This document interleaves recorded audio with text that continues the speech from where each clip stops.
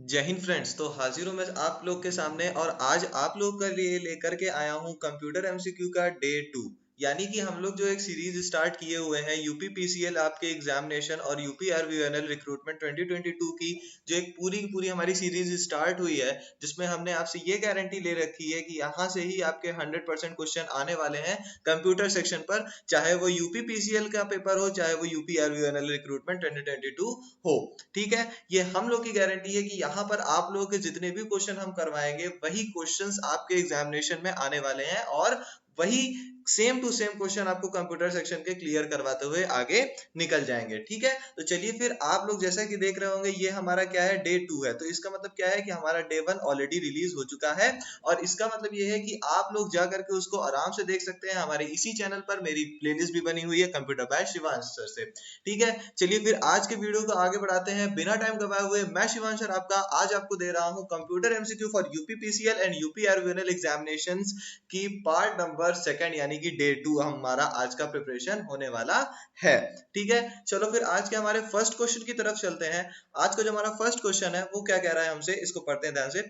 Using existing telephone lines you में connect to the internet using, यानी कि मौजूदा टेलीफोन लाइनों का उपयोग करके आप निम्न का उपयोग करके इंटरनेट से जुड़ सकते हैं। देखो कंफ्यूज मत होना, क्वेश्चन को एकदम ध्यान से समझेंगे हम लोग। हमसे ये कह रहा है कि अगर हम हमारे घर पे जो टेलीफोन लाइंस आजकल लगी होती, मतलब आजकल नहीं पहले लगी हुआ करती थी यूजुअली, अब तो मैक्सिमम लोग टेलीफोन को जानते भी नहीं, बट आप लोग जानते हो, उम्मीद करता हूं मैं। तो टेलीफोन लाइन जो हमारे घर पर यूज हो रही है और उसी का यूज करते हुए अगर हमें टेलीफोन लाइंस का ही यूज करना है, हमको टेलीफोन लाइंस का यूज करना है और इस टेलीफोन को अगर हमें इंटरनेट से कनेक्ट करना है, किससे कनेक्ट करना है, इंटरनेट से कनेक्ट करना है, तो हम किस चीज का यूज करेंगे। यानी ये जो 4 ऑप्शन है हमारे पास, इनमें से हम किस चीज का यूज करेंगे। ऑप्शन ए हमारे पास क्या है, hub, option B switch, option C USB या फिर ऑप्शन डी मॉडेम। ठीक है, तो हम लोग किस चीज का यूज करेंगे, किस ऑप्शन का हम लोग यूज करेंगे जिसकी मदद से हम टेलीफोन लाइंस को ही हम लोग किससे कनेक्ट कर सकें, अपने इंटरनेट से कर सकें। ठीक है, तो हमारा करेक्ट आंसर क्या हो जाएगा, करेक्ट आंसर होगा option number D, that is modem. ठीक है, अब देखो यहाँ पे एक चीज ध्यान से आप लोग समझना कि हमारा जो कंप्यूटर होता है, ठीक है, अब इसका रीजन मैं आप लोग को समझा रहा हूँ। हमारा जो कंप्यूटर होता है वो कौन सी लैंग्वेज समझता है, वो सिर्फ 0 और 1 को समझता है। ठीक है, वो किसको समझता है, 0 और 1 को समझता है, यानी कि हमारे किस लैंग्वेज को ये समझता है, डिजिटल लैंग्वेज को ये समझता है। और हमारा जो टेलीफोन होता है, ठीक है, हमारा जो टेलीफोन होता है ये किस लैंग्वेज को समझता है, ये एनालॉग को समझता है। किसको समझता है, एनालॉग लैंग्वेज को समझता है, और ये डिजिटल लैंग्वेज को समझता है। ठीक है, अब हमको क्या करना होगा, हमको एक ऐसा डिवाइस चाहिए जो एनालॉग से डिजिटल में कन्वर्ट करे and at the same time it converts the digital in language into the analogue language. ठीक है, यानी कि हमें एक ऐसा डिवाइस चाहिए जो एनालॉग टू डिजिटल भी वर्क करे और डिजिटल टू एनालॉग भी वर्क करे। ठीक है, तो उसके लिए हमारे पास कौन सा डिवाइस होता है, मॉडेम। ठीक है, मॉडेम होता है, मैंने अपने प्रीवियस वीडियो पर भी इसको समझाया था कि मॉडेम का नाम क्या होता है। देखो इसका काम दो होते हैं, मॉडेम के दो काम होते हैं, first is modulator and the second one is demodulator. ठीक है, सेकंड वन क्या है, डीमॉड्यूलेटर है। ठीक है, पहला क्या है, मॉड्यूलेटर, और सेकंड क्या है, डीमॉड्यूलेटर है। ठीक, तो इससे हमें क्या पता चलता है कि जो मॉडेम होता है ना ये हमारे सारे काम कर लेता है। यानी मॉडेम क्या करता है, एनालॉग से डिजिटल में भी कन्वर्ट करता है और डिजिटल से एनालॉग में भी कन्वर्ट कर देता है। ठीक है, तो इस चीज को आप लोग ध्यान से समझेंगे। इसका रीजन यही था कि हमको एक ऐसा डिवाइस चाहिए था जो कि एनालॉग से डिजिटल में कन्वर्ट कर दे और डिजिटल को एनालॉग में, दोनों एट द सेम टाइम। ठीक है, एट द सेम टाइम हमको दोनों चीज चाहिए था। ठीक है, तो हमने क्या डिवाइस बनाई, मॉडेम बनाई, और मॉडेम की मदद से हम ये काम आसानी से कर सकते हैं। ठीक है, चलो आगे बढ़ते हैं अपने सेकंड क्वेश्चन की तरफ। सेकंड क्वेश्चन क्या बोल रहा है हमसे, which of the following ranges shows the permissible font size variation in MS Word 2016। ध्यान से देखिए, वर्जन बहुत ध्यान से देखना है अपने को। ठीक है, यानी निम्नलिखित में से कौन सी श्रेणी MS Word 2016 में अनुमत फॉन्ट आकार भिन्नता को दर्शाता है। यानी कि हमसे ये पूछ रहा है कि नीचे दिए गए ऑप्शंस जो हैं, नीचे दिए गए ये जितने ऑप्शंस है हमारे पास, तो इसमें से कौन सी हमको, एक तो फॉन्ट साइज दी हुई है, ये तो समझ में आ ही रहा होगा, ये सारी क्या है, फॉन्ट साइज है। तो कौन सी फॉन्ट साइज साइज हमको मिनिमम भी दिखा रहा है और मैक्सिमम भी दिखा रहा है। ठीक है, कौन सी फॉन्ट साइज है जो हमको मिनिमम भी दिखा रहा है, मैक्सिमम भी दिखा रहा है, और किस वर्जन के लिए? विंडोज एमएस वर्ड 2016 के लिए। किसके लिए? विंडोज एमएस वर्ड 2016 के लिए कौन सा ऑप्शन हमको फॉन्ट साइज का मिनिमम मैक्सिमम दोनों दिखा रहा है। देखो एक चीज आप लोग हमेशा आपसे ध्यान रखना कि यार मिनिमम फॉन्ट साइज 0 कभी नहीं हो सकता। ठीक है, मिनिमम 0 हो ही नहीं सकता यार। 0 में क्या पढ़ोगे तुम? 0 हो गया वो, दैट मीन्स कि यहाँ हमने लिख दिया कुछ, इस पॉइंट पर, इस सर्कल के अंदर हमने कुछ लिख दिया और वो 0 साइज का दिखाई भी देगा। कॉमन सेंस लगाओ। ठीक है, तो देखो सबसे पहले तो हमारा एक ये यहाँ पर क्या हो जाएगा कि 0 मिनिमम नहीं हो सकता। ठीक है, 0 मिनिमम नहीं हो सकता है। ठीक, तो हमारा फर्स्ट पॉइंट भाई रिजेक्ट हो गया कि हाँ चलो 0 नहीं होगा, और डी पॉइंट भी रिजेक्ट हो गया कि भाई 0 तो नहीं ही होगा। ठीक है, बचता कौन कौन सा है? ए और सी बचता है। ठीक है, तो आपकी जानकारी के लिए बता दूं कि यहाँ पर इसका करेक्ट आंसर होगा सी। इसका करेक्ट आंसर क्या हो जाएगा? सी। अब एक चीज और समझना भाई, देखो नॉर्मली अगर हम लोग ये जो हमारा एक फॉन्ट साइज का एक ऐसे बॉक्स होता है और यहाँ पर हम लोग क्या देखते हैं, यहाँ पर एक एरो बना होता है। वेट, मैं आप लोगों को करके ही दिखा देता हूँ। ठीक है, देखो यहाँ पर अगर हम होम पर क्लिक करेंगे तो ये देखो ये वाला जो है ना, ये आप लोग को दिख रहा होगा, ये फॉन्ट साइज लिख के आ गया। ठीक है, तो यहाँ पर अगर हम लोग बाई ऐसे करते हैं, ठीक है, तो मैक्सिमम देखो यहाँ पर कितना दिख रहा है? 72। ठीक है, मैक्सिमम यहाँ पर कितना दिख रहा है? 72 दिख रहा है। बट अगर हम यहाँ पर मैनुअली टाइप कर दें, देखो मैनुअली टाइप करने के लिए भी हमको दे दिया, अगर हम यहाँ पर मैनुअली टाइप कर देंगे तो यहाँ पर हम मैक्सिमम कितना टाइप कर देंगे? अब मैं आपको ये करके दिखाता हूँ। मैक्सिमम हम लोग कितना टाइप कर देंगे? मिनिमम तो हम लोग, आप लोगों ने देखा मैक्सिमम, मिनिमम हम लोग 1 टाइप कर सकते हैं, और मैक्सिमम कितना टाइप कर सकते हैं? मैक्सिमम हम लोग टाइप कर सकते हैं 1638। ठीक है, यानी इसको हम लोग कह सकते हैं मैनुअली। ठीक है, मैनुअली हम लोग 1638 टाइप कर सकते हैं, और कह सकते हैं जैसे कंप्यूटर में स्क्रॉल डाउन बार पे कितना रहता है? 72 रहता है। ठीक है, तो इसीलिए अपना करेक्ट आंसर क्या हो जाएगा? Option number C, minimum 1 maximum 1638। ठीक है, चलो आगे बढ़ते हैं अपने थर्ड क्वेश्चन की तरफ। थर्ड क्वेश्चन क्या बोल रहा है? Which of the following is a customisable bar comes with a set of independent commands and gives you an easy reach to commonly used commands such as save, undo, redo sector in MS word. ठीक है, यहाँ पर commas होंगे। ठीक है, undo, redo. ठीक है, और उसके बाद क्या बोल रहे हैं, इसको हिंदी में पढ़ते हैं। निम्नलिखित में से कौन सा अनुकूलन योग्य बार है जो स्वतंत्र कमांड के एक सेट के साथ आता है और आपको एमएस वर्ड में आमतौर पर उपयोग किए जाने वाले कमांड जैसे सेव पूर्ववत करें सेक्टर तक आसान पहुंच प्रदान करता है। देखो यहाँ पर हमसे क्या पूछ रहा है, क्वेश्चन को समझना। क्वेश्चन हमसे ये कह रहा है कि देखो एक चीज होती है कि जो सॉफ्टवेयर होते हैं ना वो ऑलरेडी कस्टमाइज्ड होते हैं। ठीक है, यानी हम उसमें बहुत ज्यादा चेंजिंग नहीं कर सकते हैं, बहुत ज्यादा हम उसमें जिसे बोलते हैं ना फेरबदल नहीं कर सकते हैं। बट कुछ चीजें हमारे यूजर पर छोड़ दी जाती है कि जिस तरह यूजर चाहे, जिस तरह यूजर फेमिलियर हो उस चीज से, वो उसको अकॉर्डिंग टू दैट वो उसको अपने हिसाब से मतलब कस्टमाइज कर सकता है, चेंज कर सकता है। ठीक है, तो हमसे ये पूछ रहा है कि जो हमारा एमएस वर्ड होता है, ठीक है, क्या होता है हमारा एमएस वर्ड, जो हमारा एमएस वर्ड होता है, इसमें कौन सा ऐसा एक बार होता है? देखो अब बार से कई लोगों की थिंकिंग चली गई एकदम निगेटिव। नहीं, निगेटिव मत ले जाओ भैया, यहीं पे रखो, कंप्यूटर पे रखो। ठीक है, कंप्यूटर सेक्शन पर रखो। ठीक, तो यहाँ पर जो हमारा बार होता है, बार का मतलब देखो यार बना भी दे रहा तुम लोग, वरना वही सब सोचते रहोगे। ठीक है, तो देखो जैसे ये इस तरह के बार्स होते हैं ना, टाइटल बार वगैरह वगैरह वगैरह। ठीक है, तो यहाँ पर जो भी हमारे ये सारे बार्स हैं, इन बार्स पर हमसे ये पूछ रहा है कि कौन सा ऐसा बार है जो कि कस्टमाइजेबल है। ठीक है, कस्टमाइजेबल मतलब कि उसके ऑप्शंस को हम लोग इधर उधर कर सकते हैं। ये मान लो ये हमारा कोई वही वाला बार था, ये ऐसे ऑप्शन बने थे, हमने क्या किया, इसको इधर कर दिया, इसको इधर कर दिया, इसको इधर कर दिया, इधर उधर कर दिया। ठीक है, हम ये चीज कर सकते हैं। ठीक है, तो कौन सा ये वाला बार होगा, ये चीज हमको बतानी है। ऑप्शंस क्या क्या है हमारे पास? A quick access tool bar, B menu bar, C title bar, या फिर डी स्टेटस बार। अब देखना एक चीज हमको ये दी हुई है कि वो वहां पर जितने भी कमांड्स होते हैं वो क्या करते हैं, gives you an easy reach, यानी कि वो हमको आसानी से किस किस चीज को करने देते हैं, सेव, अंडू और रीडू। देखो यहाँ से अगर आप लोग एमएस वर्ड यूज करे होगे, उम्मीद करता हूं आप लोग किए भी होंगे, तो एमएस वर्ड पे ये सारे ऑप्शंस आपको ऑलरेडी पता होने चाहिए कि कौन से बार पर होते हैं। ठीक है, कौन से बार पर होते हैं, ये सारे ऑप्शंस आपको ऑलरेडी पता होने चाहिए। लेकिन फिर भी पता नहीं भी है तो भाई हम किस लिए हैं। ठीक है, और अगर पता भी है तो भी हम ही हैं। ठीक है, तो देखो यहाँ पर क्या होगा, अब इसका करेक्ट आंसर क्या हो जाएगा? इसका करेक्ट आंसर होगा भाई साहब option A, that is quick access tool bar. ठीक है, क्विक एक्सेस टूल बार। ठीक, देखो क्विक एक्सेस टूल बार क्या होता है, ये देखो ये जितने ऑप्शन दिख रहे हैं ना, ये वर्ड से लेकर के आपके ये सेव हो गया, देखो यहाँ पर दिया हुआ है अंडू, ये है फिर आपका रीडू, ये क्या है फिर, ये है न्यू, ये है आपका ओपन का ऑप्शन, ये है फाइंड का बॉक्स, ये देखो ये हम लोग पेन यूज कर रहे हैं तो स्ट्रोक इरेजर है, और ये पेन का ऑप्शन है। ठीक है, तो ये जो पूरा सेक्शन है ना, ये पूरा सेक्शन क्या कहलाता है? क्विक एक्सेस टूल बार कहलाता है। ठीक है, ये पूरा सेक्शन क्या कहलाता है? Quick access tool bar. यहां पर हम लोग क्या कर सकते हैं कि उस पे जाकर के हम जिसको चाहे उसको रिमूव और जिसको चाहे हम उसको ऐड भी कर सकते हैं। ठीक है, तो इसको हम लोग क्या बोलते हैं? Quick access tool bar. चलो आगे बढ़ते हैं अपने थर्ड क्वेश्चन की तरफ, यानी कि फोर्थ क्वेश्चन, मिसप्रिंट हो गया वो मुझसे। ठीक है, तो फोर्थ क्वेश्चन क्या है? In the context of e governance multimedia and entertainment what does the term IECT stands for? यानी कि ई गवर्नेंस मल्टीमीडिया और मनोरंजन के संदर्भ में आईईसीटी शब्द का अर्थ क्या है?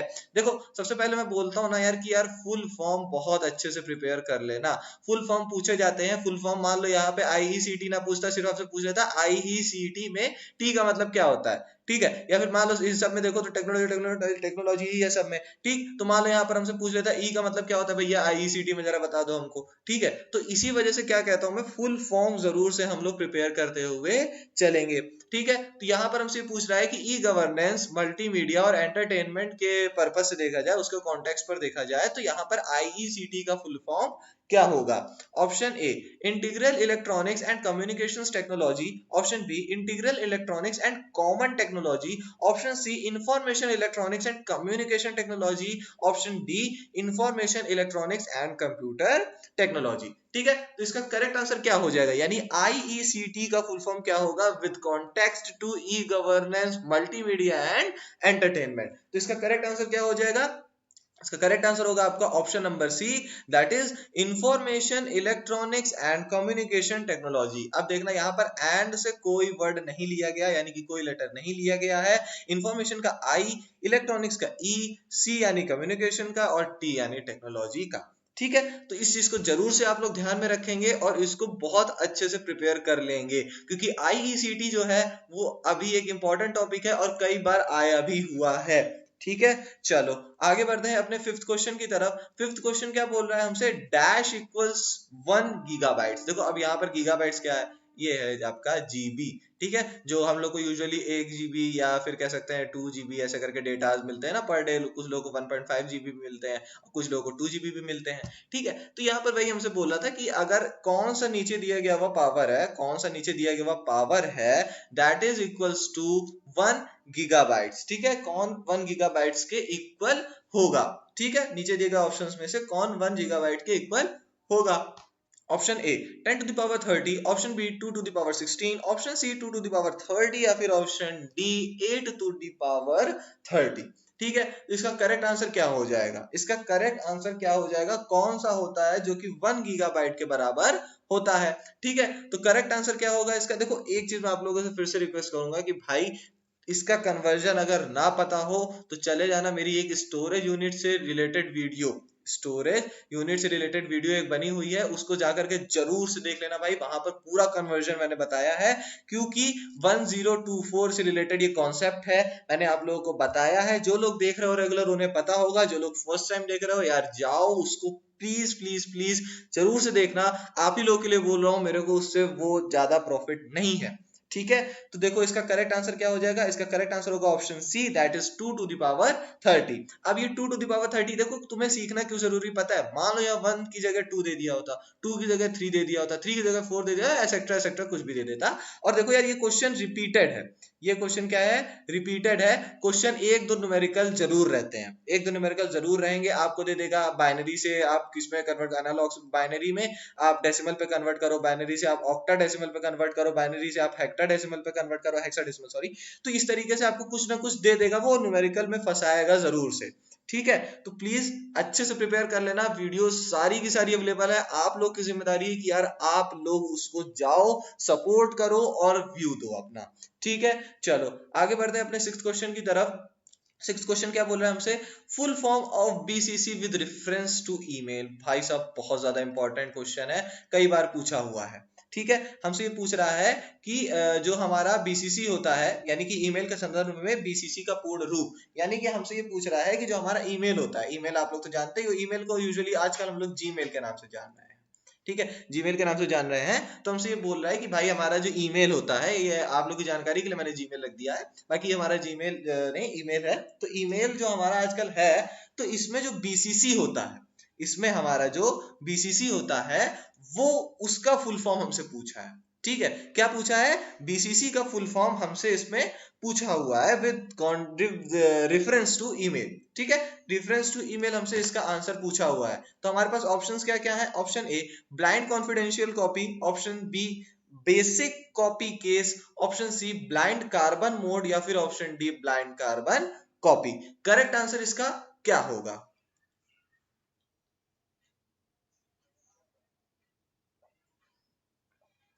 करेक्ट आंसर इसका क्या होगा? यानी कि ईमेल के रेफरेंस में अगर हम लोग देखें तो बीसीसी का फुल फॉर्म क्या होने वाला है? तो बीसीसी का फुल फॉर्म क्या होता है मैं आप लोगों को बता देता हूं। इसका करेक्ट आंसर होगा आपका option D, that is blind carbon copy. देखो, अब यहां पर एक तो कॉन्सेप्ट होता है बीसीसी, ठीक है, उसके अलावा आपके एक और कॉन्सेप्ट होता है सीसी। ठीक है, उसके अलावा क्या एक और क्या होता है? सीसी भी होता है, और एक सीसी हो गया और एक आपका बीसीसी होता है। ठीक है, अब देखो ये दोनों चीज मैं आपको समझाने जा रहा हूं, बहुत ध्यान से समझना। एक बार समझ लेना अच्छे से समझ में आ जाएगा, लेकिन बहुत ध्यान से समझना पड़ेगा उसको। बहुत छोटा सा डिफरेंस होता है। देखो ये एक इमेज लगाई हुई है मैंने आपके लिए, इमेज लगाई हुई है, इसमें क्या दिखा रहा है? देखो ये मान लो हमारा एक जीमेल हमने प्रिपेयर किया हुआ, ठीक है, ये हमने एक जीमेल प्रिपेयर किया है, और इस पर क्या है? टू, यानी कि हम किसको सेंड कर रहे हैं, किसको सेंड कर रहे हैं। यहां पर हम लोग क्या लिखेंगे? Sender's address. ठीक है, उसके बाद क्या है? सीसी। देखो सीसी क्या है? एवरीवन हु यूजेस ईमेल, यानी हमारे पास जितने भी यूजर्स होंगे ईमेल के, हमारे पास, हम उनको क्या करेंगे? ये सारा ईमेल भेज देंगे, सेंड कर देंगे। ठीक है, ये हो गया कि हमने क्या किया? सबको भेजा, सबको, जितने हमारे पास इंप्लॉयज थे, मान लो आप एक एम्प्लॉयर हो और आपके पास जितने इंप्लॉयज थे, आपको सबको भेजना था एज द सेम ईमेल।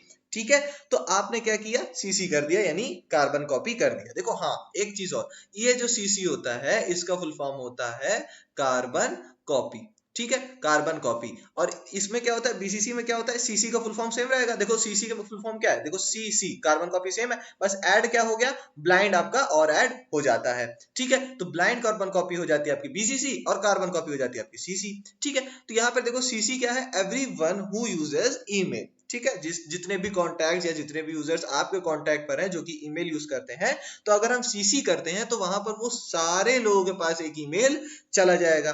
ठीक है, अगर वहीं पर हम बीसीसी कर दिए, ठीक है, अगर हम वहीं पर क्या कर दिए? बीसीसी कर दिए, तो क्या होगा है? देखो लिखा हुआ है it's a secret. It's a secret, what that means कि हम सिर्फ और सिर्फ इसको एक को भेज रहे हैं, किसी एक को भेज रहे हैं, और वो क्या है? एक सीक्रेट है, और इसी की वजह से हमारे पास उसकी कोई भी कॉपी नहीं होगी। ठीक है, हमारे पास उसकी कोई भी कॉपी नहीं होने वाली है। ठीक है, and that is the difference between the BCC and CC.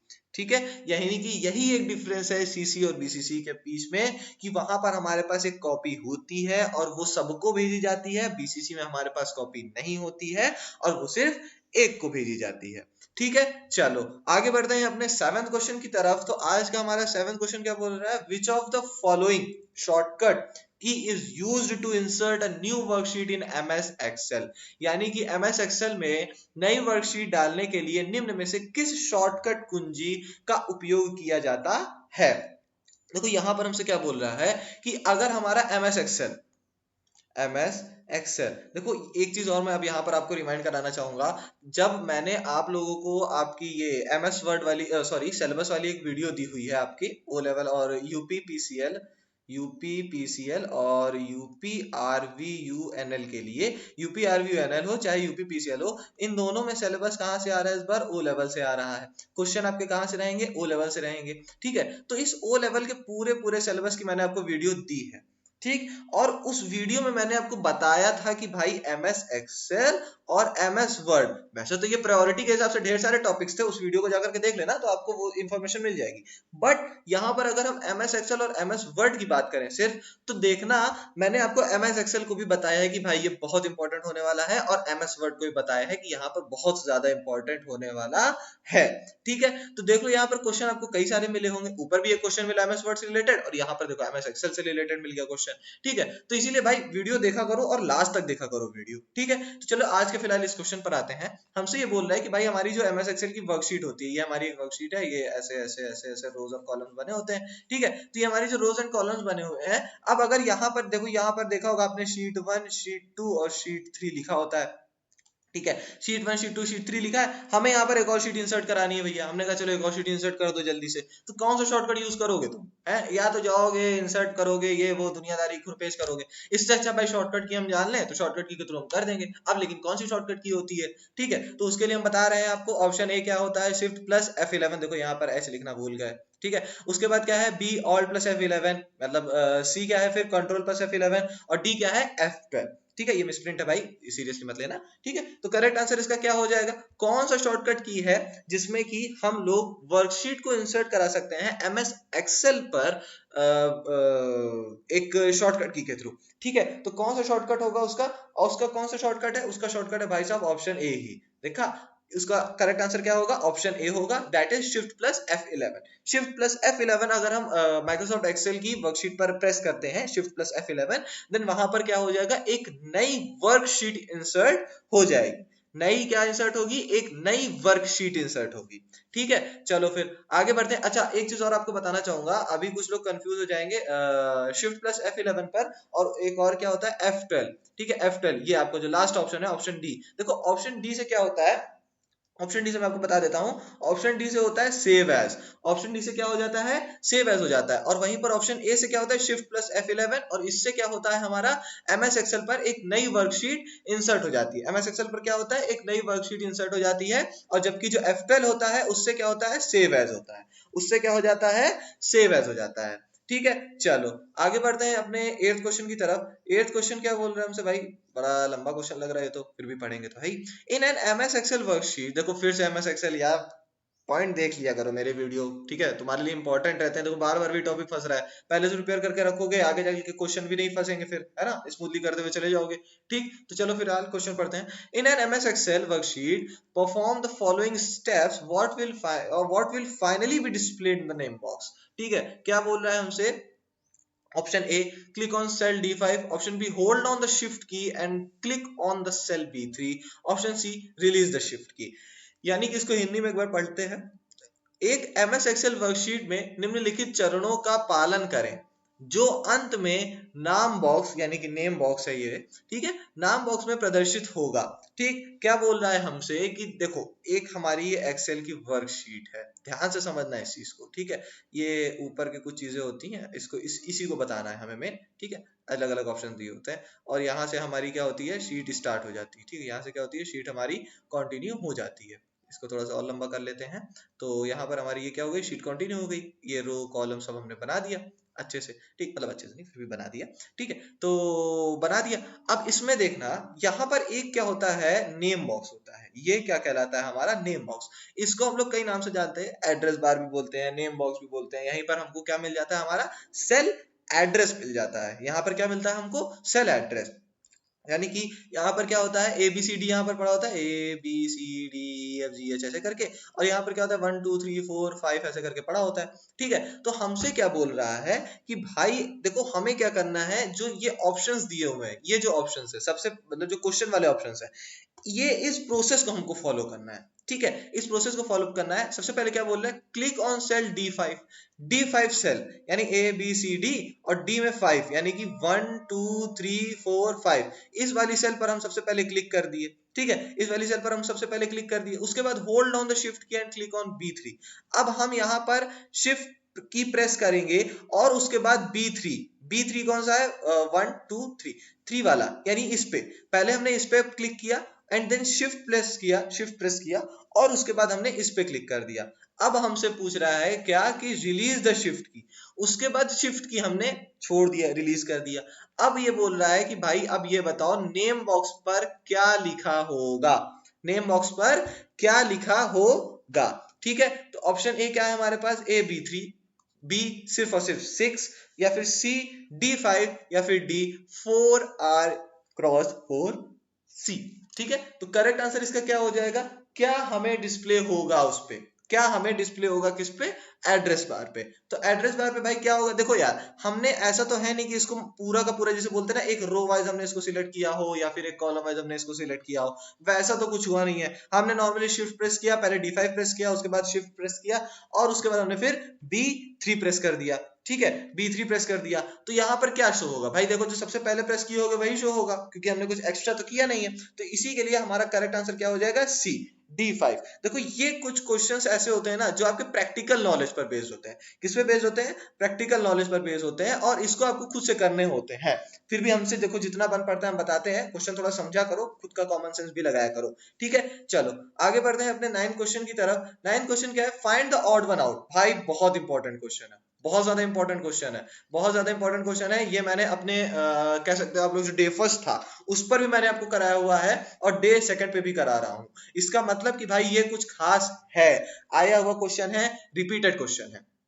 देखो इसमें करना क्या है, पता ही होगा कि भाई जो ऑड है, नीचे दिए गए ऑप्शंस में से जो ऑड है हमको उसको भाई बाहर करना है। चलो तुम निकलो यहां से। ठीक है, तो कौन सा ऑड है, ए इसको कह सकते हैं मैकएफी, बी विंडोज, सी डॉस, या फिर डी यूनिक्स। देखो अगर ध्यान से देखो, ठीक है, अगर ध्यान से देखो तो ये तीनों, ठीक है, ये तीनों क्या है आपके, एक ओएस है, that is an operating system. ये क्या है आपके, एक ऑपरेटिंग सिस्टम है। ठीक है, ये तीनों क्या है आपके ऑपरेटिंग। देखो विंडोज हम लोग यूज करते हैं डीओएस, डॉस। देखो फुल फॉर्म अगर पता होता ना तो ये चीज तुम्हारे ऑटोमेटिक क्लिक कर जाती माइंड में कि ये क्या है, ऑपरेटिंग सिस्टम है। डॉस का फुल फॉर्म क्या होता है, डिस्क ऑपरेटिंग सिस्टम, है ना, डिस्क ऑपरेटिंग सिस्टम। उसके बाद यूनिक्स, यूनिक्स भी एक ऑपरेटिंग सिस्टम है, पता होगा, नॉलेज होगी अगर। ठीक है, तो इसी वजह से ये क्या होता है, ये क्या है, मैकेफी। ठीक है, मैकेफी हमारा करेक्ट आंसर होगा, दैट इज ऑप्शन ए। और देखो ये क्या होता है, अब मैं ये भी बता देता हूं, मैकेफी एक तरह का एंटीवायरस है।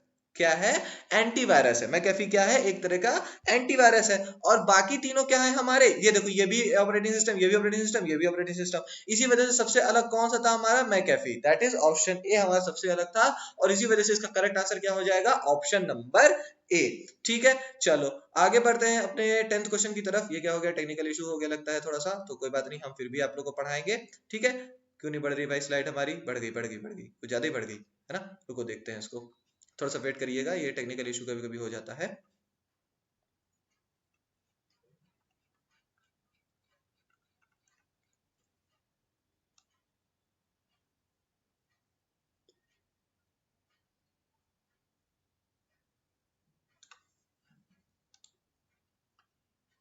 माफी चाहूंगा आप लोगों से, थोड़ा सा मेरे को टाइम दीजिए आप। बस ये देखिए आ गया, हमारा आ गया। ठीक है, चलो इसको पढ़ते हैं, कभी कभी हो जाता है भाई, सॉरी उसके लिए। ठीक है, तो स्किप कर देना आप लोग वो लोग पार्ट। ठीक है, तो 10th क्वेश्चन हमारा क्या बोल रहा है, based on their data persistence property identify the odd one out, यानी odd one out from the following options. यानी क्या कह रहा है, देखो देखो यार लास्ट तक रुके रहा करो, बहुत अच्छा ये क्वेश्चन आ गया, बहुत अच्छा क्वेश्चन आ गया। जो लोग लास्ट तक देख रहे हो बहुत बहुत थैंक यू आपका, बहुत बहुत थैंक यू आपको। और प्लीज लास्ट तक देखा करो वीडियो यार, देखो इतने अच्छे अच्छे क्वेश्चंस आप लोगों के लिए ढूंढ करके जो मोस्ट रिपीटेड है वो ला रहे हैं यार, तो प्लीज आप लोग भी थोड़ा सा सपोर्ट करा करो। ठीक है, तो देखो यहाँ पर हमसे क्या बोल रहा है कि उनके डेटा दृढ़ता संपत्ति के आधार पर निम्नलिखित विकल्पों में से विषम की पहचान करें। यानी कि देखो हमसे ये बोल रहा है, देखो जैसा कि आपका 9th क्वेश्चन था, 9th क्वेश्चन क्या था देखा था ना, 9th क्वेश्चन में हमें ऑड बताना था। ठीक है, सेम टू सेम वहां पर भी ऑड बताना है, बस ये थोड़ा सा डिफरेंट है और थोड़ा सा कह सकते हो आप हार्ड है। ठीक है, थोड़ा सा हार्ड है। किस तरह से हार्ड है कि आप लोग को ना यहाँ पर डेटा परसिस्टेंस यानी कि डेटा दृढ़ता के रूप में आपको बताना है कि जो उनकी डेटा को रखने की प्रॉपर्टी है उसके बेसिस पे आपको बताना है कि भाई वो क्या होता है। ठीक है, वो क्या होगा आपका, ऑड होगा कि इवन होगा, मतलब ऑड होगा, कौन सा अलग है। ठीक है, option A P ROM, option B EEP ROM, option C EP ROM, या फिर ऑप्शन डी SRAM। देखो अगर ध्यान से आप लोगों को नॉलेज हो अगर, तो हमारा जो रोम होता है, ठीक है, तो सबसे पहले तो एक चीज और जान लेना कि जो हमारा रोम होता है ये क्या होता है, नॉन वोलेटाइल इन नेचर होता है। ठीक है, नॉन वोलेटाइल इन नेचर होता है। उसके बाद देखना रोम क्या है, रोम के कुछ पार्ट हैं। ठीक है। रोम के कुछ पार्ट है, जैसे सबसे पहला पार्ट है पी रोम, नेक्स्ट पार्ट है ई पी रोम, इसके बाद नेक्स्ट पार्ट है ई पी रोम। ठीक है, नेक्स्ट पार्ट क्या है, ये 3 पार्ट है इसके। और अगर कॉमन सेंस लगाएं हम तो यार अगर रोम नॉन वोलाटाइल है तो दैट मींस कि ये जो इसके तीनों पार्ट हैं ये भी क्या हो गए, नॉन वोलाटाइल हो गए। रोम हमारा नॉन वोलाटाइल है, रोम क्या है, नॉन वोलाटाइल, रोम क्या है, नॉन वोलाटाइल, याद कर लेना इस चीज को, रोम क्या है, नॉन वोलाटाइल है। तो इसका मतलब क्या हुआ कि ये जो बचे हुए तीनों पार्ट है, ये जो बचे हुए तीनों पार्ट है ये क्या होगा, ये भी नॉन वोलाटाइल हो गए, है ना, ये भी नॉन वोलाटाइल हो गए। और इसके बाद देखो रोम नॉन वोलाटाइल है, इसके बाद यार चुप्पे से ये चीज समझ लेना कि जो राम बोल रहा हूँ, ये जो रैम है हमारा, ये भी क्या है, वोलाटाइल। ये क्या है हमारा, वोलाटाइल। भाई अगर ये रोम जो है हमारा, रोम जो है वो नॉन वोलाटाइल है तो रैम क्या हो गया हमारा, वोलाटाइल हो गया। तो इसी वजह से ये जो हमारा पार्ट है ये क्या है हमारा, डिफरेंट है, यानी कि ये क्या है, ऑड है। और इसी वजह से हमारा करेक्ट आंसर क्या हो जाएगा, रैम, यानी SRAM हमारा करेक्ट आंसर हो जाएगा।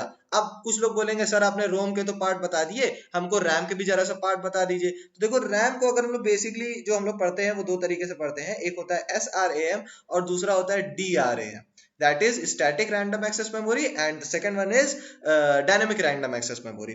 ठीक है, तो इस चीज को हम लोग बहुत अच्छे से पढ़ लिए हैं। और जो नहीं पढ़े भाई जाकर के जरा स्टोरेज यूनिट की आप लोग वीडियो देख लीजिएगा, जो लोग नहीं देखे हो तो, और जो लोग देखे हो उसका बहुत शुक्रिया, रिवाइज करना हो तो भी आप लोग वीडियोस देख सकते हैं। ठीक है, उम्मीद करता हूँ आपको वीडियो पसंद आई होगी। वीडियो को लास्ट तक देखने के लिए बहुत शुक्रिया आपका। मिलते हैं नेक्स्ट वीडियो में। जय हिंद।